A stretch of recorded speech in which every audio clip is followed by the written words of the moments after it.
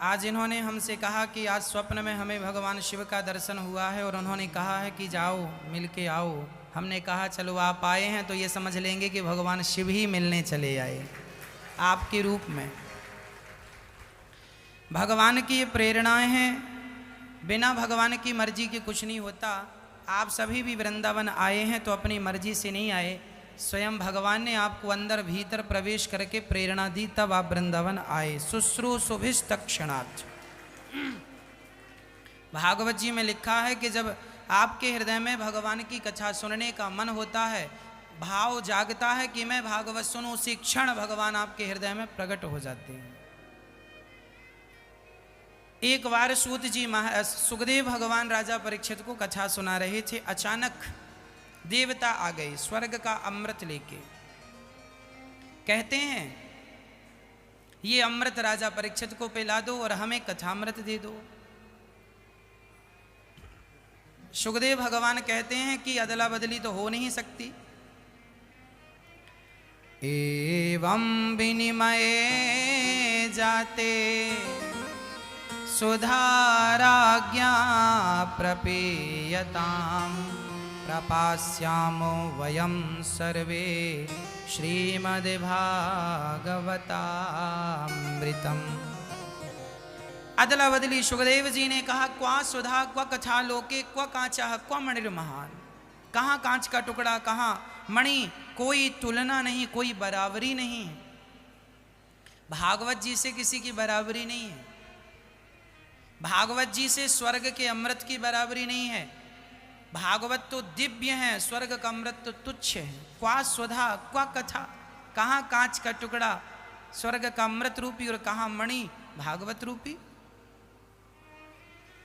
जब इंद्र को ये लगा कि हमारा अपमान हो गया, 7 दिन में जब राजा परीक्षित की कथा सुन के मुक्ति हुई मैया जी, राजा परीक्षित परम धाम को गए तो सच्ची बताएं इंद्र को अहंकार आ गया कि क्या हमारी भागवत हमारे स्वर्ग से श्रेष्ठ भागवत जी हैं। तराजू बांधा एक पलड़े पर भागवत जी को रख के तौल कर देखा तो भागवत जी का पलड़ा सर्वश्रेष्ठ था, सबसे भारी था। नीचे था, बाकी स्वर्ग हवा में झूल रहा। क्यों? इंद्र ने चरणों में भगवान के प्रणाम किया, तब भागवत से भगवान प्रकट हो गए। इंद्र मैं भागवत ही हूं। भगवान का एक पर्याय नाम भागवत है। भगवतः आगतम भागवतम, जो भगवान के द्वारा प्राप्त हो, जो प्रत्यक्ष कृष्ण एव ही, जो प्रत्यक्ष भगवान हो वही भागवत है, वही श्रीमद् भागवत है। इसलिए इंद्र के अहंकार दूर हुआ, चरणों में गिर के प्रणाम किया। भागवत जी वह भागवत हैं जो परीक्षित जैसे की मुक्ति हो गई, 7 दिन में उद्धार हो गया। किसके बल से? कथा के बल से। इसलिए कथा हम सबका जीवन है। कथा मात्रैक जीवनम, जीवन बन जाए कथा। फिर देखो एक बार ये कथा नारद जी को भी सुनना पड़ा। नारद जी समस्त तीर्थों का भ्रमण करते करते जब वो पहुँचे मृत्यु लोक, तो वहाँ क्या देखते हैं? नारद जी कह रहे हैं, अहम तू पृथ्वीं यातो ज्ञात्वा सर्वोत्तमामिति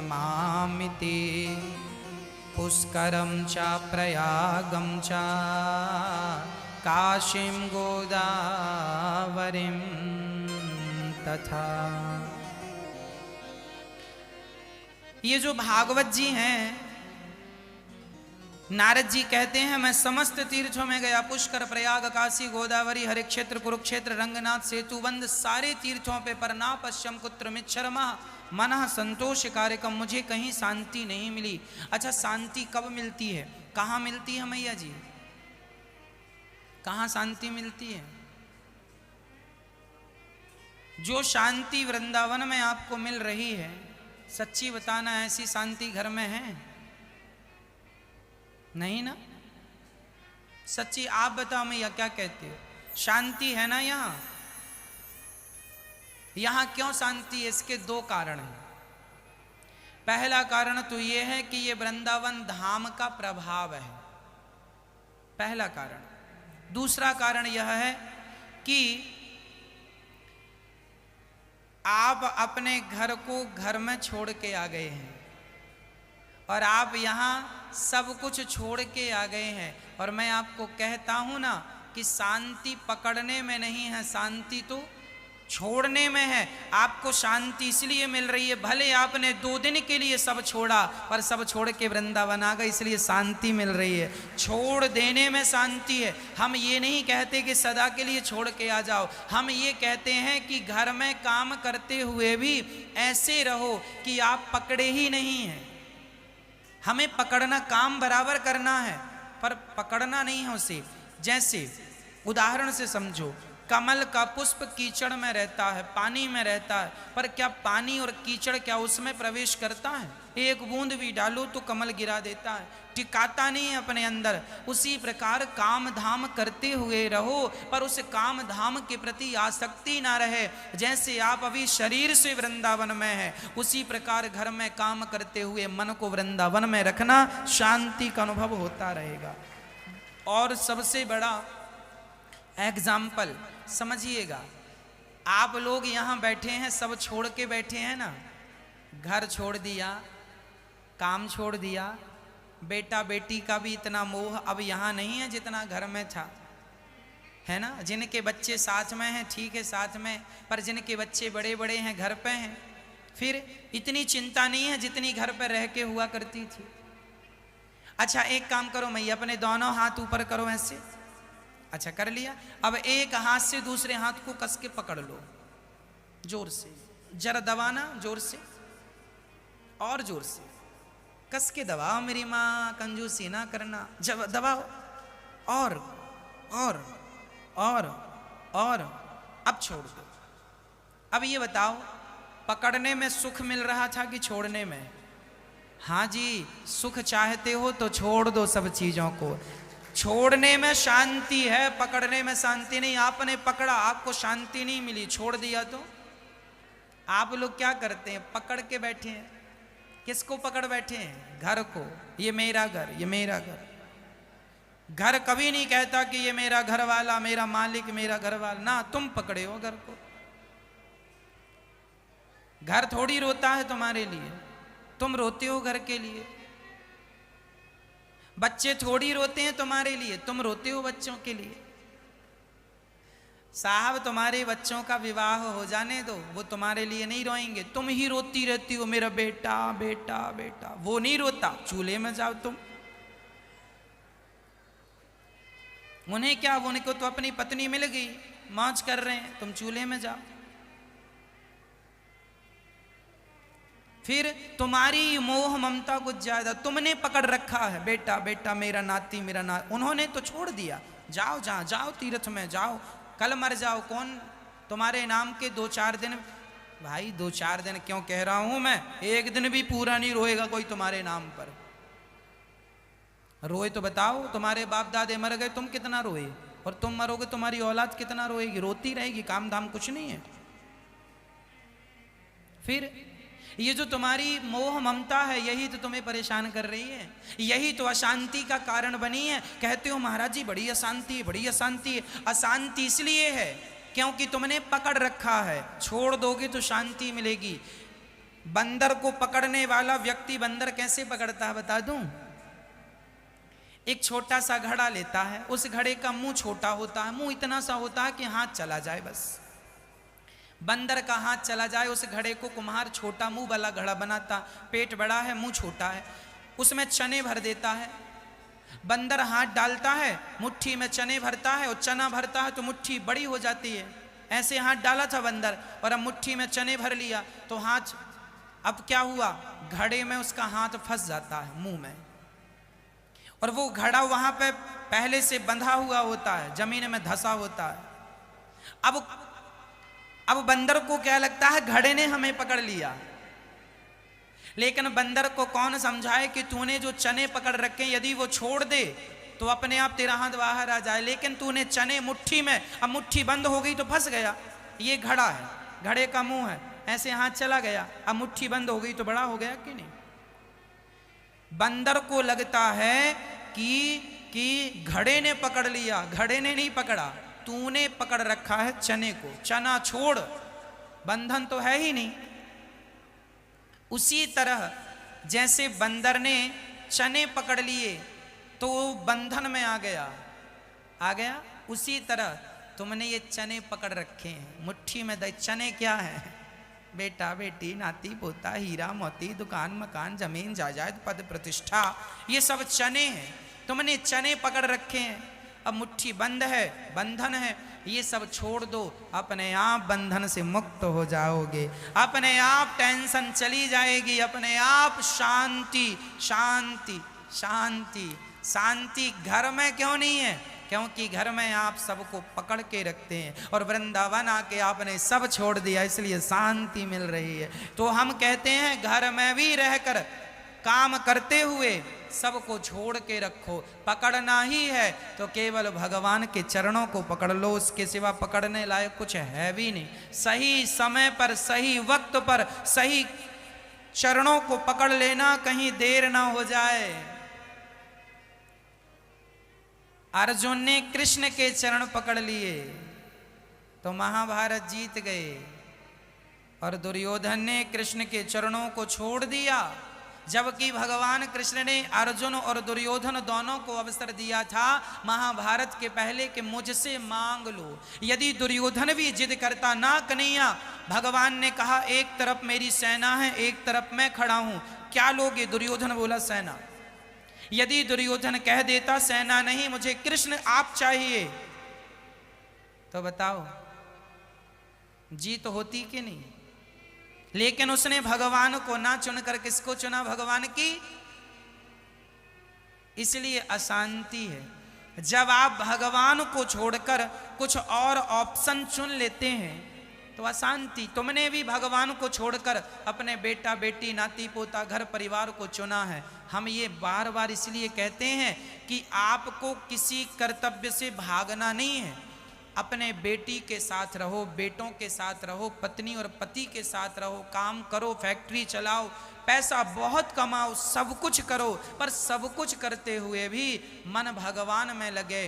भाव यही रहे कि ये कुछ मेरा नहीं है, मेरे तो सिर्फ भगवान है। इस दृष्टिकोण से चलेंगे तो काम भी होगा और मोक्ष भी मिलेगा। नहीं तो काम तो मिलेगा पर मोक्ष नहीं मिलेगा। एक चीज नहीं बनानी हमें, दोनों। हमें लोक भी बनाना है और परलोक भी बनाना है। लोक परलोक दोनों बनाना है तो जो उपाय बता रहे हैं वही करना। नहीं पैसों से परिवार से तुम्हारा लोक तो बन गया, खाने को रोटी है, समाज में नाम है, बेटा बेटी है, तुम्हारा लोक अच्छा है। लोक मतलब वर्तमान, लोक अच्छा है, पर विचार करो कि आपका परलोक कितना स्ट्रांग है, कितना मजबूत है। आपने अपने परलोक के लिए क्या किया है? क्या तैयारियां हैं आपकी? इसलिए भागवत की शरण में जब आए, इंद्र चरणों में गिर पड़े। भागवत श्रवण करते ही अर्थात दर्शन करते ही भगवान का इंद्र का अहंकार मिटा। नारद जी महाराज कहते हैं शांति कहीं नहीं मिली। पुष्करम च प्रयागम, पुष्कर प्रयाग काशी सब जगह गए, पर धन्यम वृंदा, जब मैं वृंदावन आया तो यहाँ भक्ति महारानी बड़ी प्रसन्न थी, परंतु बच्चों के दुख से दुखी थी। वृंदावन में भक्ति तो जवान थी, पर भक्ति के दो बेटे हैं, एक का नाम है ज्ञान, एक का नाम है वैराग्य। ये दोनों बड़े बुढ़े हो गए हैं। नारद जी ने भक्ति ज्ञान वैराग्य को कहा कि तुम दुखी क्यों हो? महाराज कोई भागवत, हमें कोई रास्ता नहीं मिल रहा। तब नारद जी को सत्कर्म की बात पता चली, वेद वेदांत तो सुनाया, दुख दूर नहीं हुआ। तब सनकादियों ने कहा भागवत ही सबसे बड़ा सत्कर्म है। हरिद्वार की पावन धरती पर नारद जी ने जब भागवत सुनी, भागवत की महिमा हुई, सदा सेव्या श्रीमद् भागवती कथा। भागवत की महिमा सुनते ही भक्ति ज्ञान वैराग्य का दुख दूर हो गया। आप आश्चर्य मानेंगे, ये वो भागवत है जिस भागवत ने भक्ति ज्ञान वैराग्य के भी दुख को दूर कर दिया। ये वो भागवत है जो स्वयं भक्ति का दुख दूर करने की ताकत इनमें है, ज्ञान और वैराग्य का दुख दूर करने की ताकत इनमें है। तो क्या हमारा और आपका दुख दूर नहीं होगा? बस विश्वास रखिएगा, कष्ट दूर जरूर होगा। भक्ति ताता थैया करके नाचने लगी, कहाँ बैठूं? जाओ भक्तों के हृदय में जाकर बैठ जाओ। अच्छा ये बताओ कि कोई पापी व्यक्ति भागवत सुन के तर सकता है? पुण्यात्मा तो तर जाएगा। हाँ, ये मानवः पाप कृतस्तु सर्वदा सदा दुराचार रता विमार्गिगाः क्रोधाग्निदग्धः कुटिलाश्च कामिनः सप्ताह यज्ञेन कलौ पुनन्ति ते। कितना भी बड़ा पापी क्यों ना हो मैया जी, भागवत सुन के तर जाएगा। कौन तरा? बोले धुंधकारी नाम का पापी तर गया। तर गया? हाँ बिल्कुल तर गया। बड़े बड़े तर गए, वीआईपी पापी तर गए, धुंधकारी जैसे। धुंधकारी अपने पिता को मारता था, माँ को बड़ा प्रताड़ित करता था। धुंधकारी नाम का एक बच्चा था, अपनी माँ को पिता को बहुत मारता था। एक दिन इतना मारा, पिताजी रोने लगे, जिस बेटे के लिए मैं रोया था आज वही बेटा बड़ा होके मारता है। तब गाय का बच्चा गौकर्ण जी ने आकर समझाया, अरे पिताजी मत रोइए। देहे स्थिमांस रुधिरे विमतिम त्यजत्वम। जबरदस्ती मोह माया में ना उलझो। गौकर्ण जी ने कहा, पिताजी क्यों रो रहे हैं? मेरे बेटे ने मारा। कहाँ तुम्हारा बेटा? जिसे तुम अपना बेटा समझ रहे हो वो तुम्हारा है ही नहीं, तुम ही अज्ञानी हो, हम क्या करें? मैया जी, एक आदमी, आप लोग भी वृंदावन आए हैं, किसी ना किसी धर्मशाला में आप रुके होंगे, होटल में रुके होंगे, कोई स्थान पर रुके होंगे। जिस स्थान पर आप रुके हैं, जिस कमरे को, ये मेरा कमरा है, मेरा कमरा है, आप कहते हैं ना ये मेरा कमरा, इसमें मेरा ताला लगा, इसमें मेरा सामान पड़ा है, कहते हो ना मेरा कमरा। सच्ची बताना वो कमरा तुम्हारा है? नहीं है ना। कुछ दिनों के लिए तुम्हारा है, 2 दिन के लिए, 4 दिन के लिए, 10 दिन के लिए, महीने भर के तुम्हारा है। इसके बाद वो कमरा खाली करना पड़ेगा कि नहीं? ये अज्ञान यही तो है, तुम्हारा है नहीं लेकिन तुम दावा ठोक रहे हो मेरी है।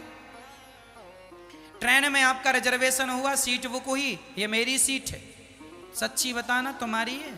ऐसी तुम्हारे पिताजी भी कहते थे मेरी है, वो चले गए, सीट जहां की तहां है। तुम्हारे दादाजी भी दावा ठोकते थे ये सीट मेरी है, हाँ निपट गए, सीट जहां की तहां है। अपना दावा ठोकने वाले मर गए और तुम भी उन्हीं लिस्ट में अपना नाम दर्ज करा रहे हो। यात्रा करो, ट्रेन में बैठ के सीट पे अधिकार ना जमाओ। यात्रा करो, जहां जाना है जाओ, तुम्हारा स्टेशन आएगा, उतर जाओगे, उसके बाद तुम्हारे अधिकार उसमें नहीं है। कुछ समय के लिए तुम्हारा अधिकार है, लेकिन तुम्हें लगता है ये मेरी हो गई, यही तो अज्ञान है। कुछ समय के लिए तुम्हारा हुआ और उस समय के लिए भी तुम्हारा है, यह निश्चित नहीं है।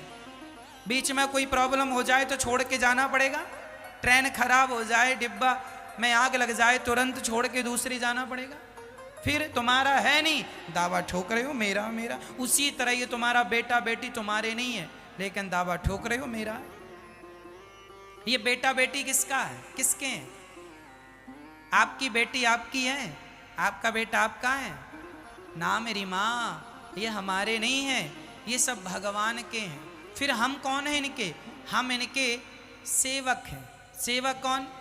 संपत्ति सब भगवान की है, उस संपत्ति की निगरानी जिम्मेदारी हमारी है। ईश्वर ने हमें छोटी सी, तुम्हारे 2 बच्चे हैं, एक बेटी है एक बेटा है, या 2 बेटा 2 बेटी हैं, ये जो तुम्हारे बच्चे हैं ये तुम्हारे नहीं है, इनके असली माँ बाप भगवान हैं। त्वमेव माता च पिता त्वमेव। लेकिन ईश्वर ने तुम्हें भी ये माँ बाप बना के जिम्मेदारी दी है, पाल पोस के बड़ा करना, पढ़ाना लिखाना, संस्कार देना, लेकिन ये ना कहना कि ये मेरे हैं।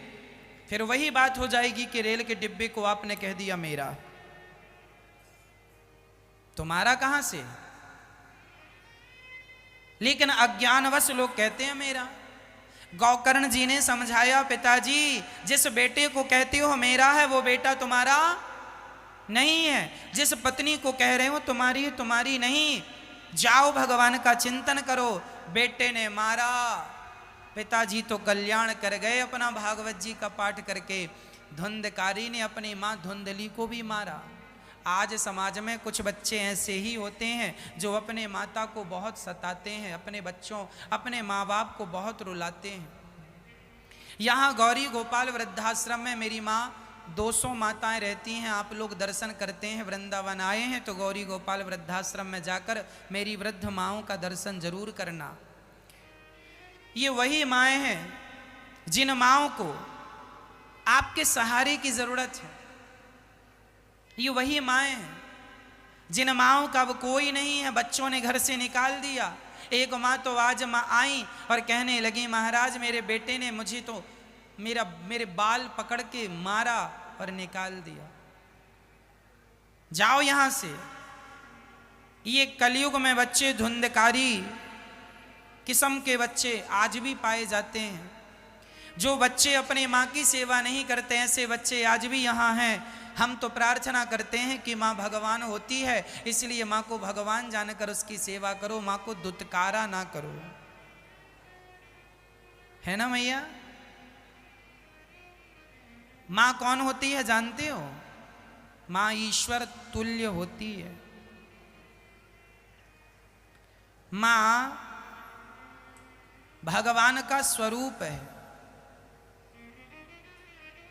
ऐसी कितनी माएँ हैं जिनके बच्चे, अभी हमें एक मैया बता रही थी अभी 2 दिन पहले कि उनका बेटा अपनी माँ से कहता था, तू हमें 10,000 रुपये महीना ला के दे, कहीं से ला।